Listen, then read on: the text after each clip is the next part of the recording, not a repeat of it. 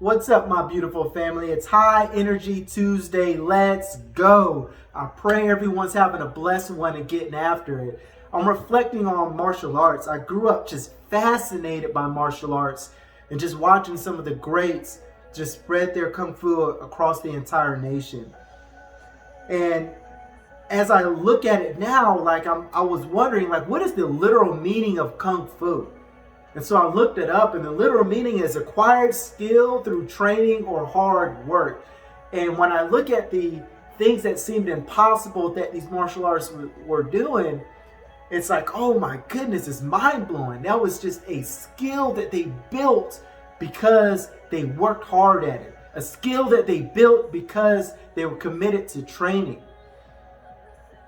And so when you apply that to, let's look at our own lives. If you're an entrepreneur, if that's a skill, then you've got to work at it. You've got to train at it in order to build it. If you're a writer, then you have to continue to write, even when you're uninspired. Because some of us will say, you know what, I'm not inspired today, so I'm not going to build the skill.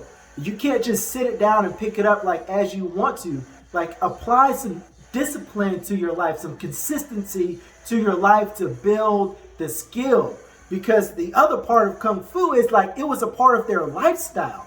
When you looked at the way they interacted with other people, when you looked at the way they communicated, Kung Fu wasn't just to defend or to destroy. That's not the only reason. It was tied to every part of their life. And so the skills that you're trying to build, you must tie it to a part of your life. It must become part of your lifestyle.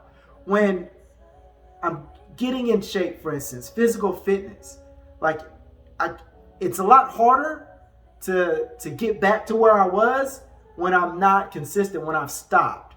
And so learning over time, it just had to be a part of my lifestyle. And so I'm consistent in my routine, and I'm tying this to all parts of my lifestyle in order to continue to build the skill to be good at it. And that goes with anything in life. If it's leadership, if I want to be a great leader, well, guess what? I have to work at it. Whether I'm inspired or not, I have to work at it. And so if you're trying to do something or establish something that's going to bring you revenue, if you're trying to establish a new stream of income, well, guess what? The world is going to ask something of you. They're going to say, hey, if I give you my dollars, what's going to be the return on investment? And the skill that you're able to provide should be a service that you should be compensated for, but you've got to be good at it. You can't just be mediocre at it. You can't just be okay at it. You can't just be hey, I got some of the knowledge at it.